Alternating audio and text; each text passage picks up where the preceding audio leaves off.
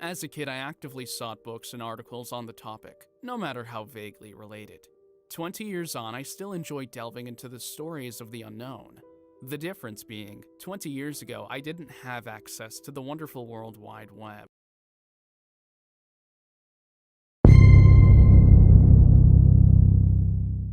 These days, I literally have a world full of myths, legends, and stories at my fingertips, and so I often indulge in long Googling sessions dedicated to absorbing as much information as I can.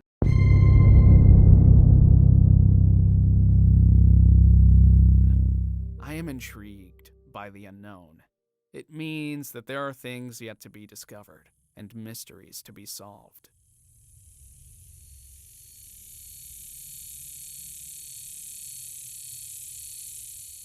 It was during one of my many mystery binges I came across the story of the Hat Man, a form of a shadow person. I stumbled across the legend of the Shadow People completely by accident, clicking through random links on Wikipedia. But it was the related article about the Hat Man which piqued my interest greatly. It roused a long dormant memory from within the depths of my mind.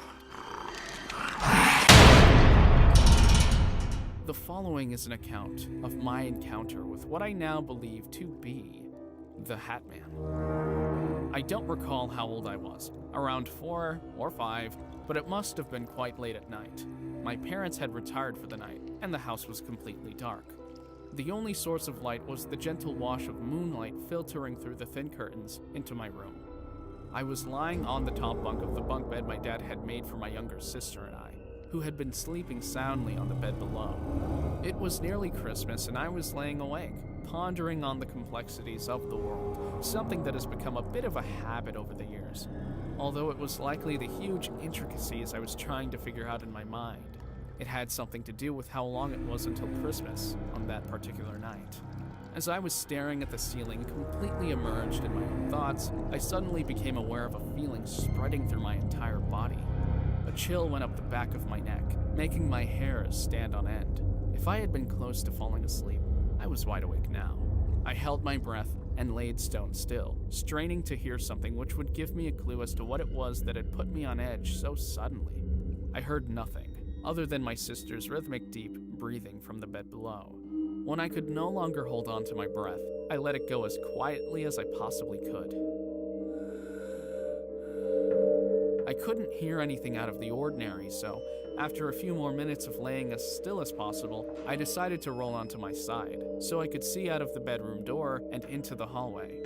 I did this in such a way that it would seem to anyone looking in on me as though I was rolling over in my sleep, just in case one of my parents came in and gave me an earful for not being asleep, as I was supposed to be. As I completed my expert maneuver, I heard a noise in the hallway. It sounded like footsteps, which was a relief. I thought it was just my dad checking on something in the house. But as the footsteps drew nearer to my bedroom door, a wave of unease washed over me again. My dad was always very careful about being as quiet as possible when walking around after lights out, so as to not wake anyone. Listening to this particular set of footsteps, I wondered if this was perhaps my mom, as the perpetrator seemed to be making no attempts to mask their sounds. I pondered this curiously, as a figure then emerged from the hallway and came to a stop in the doorway of my bedroom. Once again, I found myself holding my breath, trying to be as still as possible. The figure stood in the doorway, breathing quite loudly. It was definitely a man, judging by the sound of the breathing. For a few moments I relaxed, thinking it was my dad after all. I started breathing again and closed my eyes, pretending to be asleep. But the sound of the breathing stayed in the doorway. I opened my eyes and took in the image before me. My blood ran cold.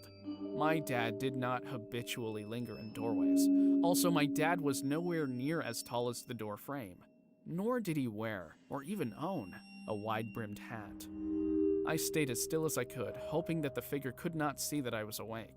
With that monologue running through my mind, I was reminded of the line from the Christmas Carol. He sees you when you're sleeping. He knows when you're awake. I smiled to myself. The figure in the doorway was Santa Claus, and he was waiting for me to fall asleep. Of course, it made sense, being so close to Christmas. I closed my eyes once more, ready to fall asleep. Once more, I got that feeling of unease. The hairs on my neck stood on end once again. Something was not quite fitting about that conclusion. Santa does not wear a wide-brimmed hat. Also, I was fairly certain that he is never depicted as tall and broad-shouldered. The figure in the doorway definitely did not look, or even feel, very Santa-ish at all. My eyes shot open again. I needed to figure out who was standing in the doorway. Even with the light filtering in through the curtains, I could not make out any details of the figure. My eyes had adjusted fairly well to the darkness by now, and I could make out just about everything around the figure, but whoever was standing in the doorway may as well have been a shadow. The only thing that told me that this was not a shadow was the heavy breathing accompanying the figure. Just as I felt that I could no longer lay still, the shadowy figure took one last deep breath and receded from the doorway, seeming to melt away into nothingness. By this stage, a lot of kids would have probably cried out for their parents, or at the very least thrown their covers over their heads. I did neither of those things. Instead, I laid there, pondering on my new mystery of the night, Christmas forgotten, until I fell asleep. I remember asking both of my parents the next day whether they'd spent any time looking in on my sister and I the night before. They assured me every time that I probed them about it that they had not been anywhere near my bedroom the previous night. I guess after a while I just sort of shrugged it off. It didn't happen again at all. Every now and then the memory would spring to mind, especially during my nighttime ponderings. However, I thought about it less and less as time went on, and until I saw the picture accompanying the Wikipedia article of the Hat Man, I'd almost forgotten it completely. To this day, I have no idea what it was, whether it was one of my parents sleepwalking, somebody who wasn't meant to be in the house, a supernatural being, or otherwise. But the picture of the Hat Man is almost exactly what I remember in my doorway.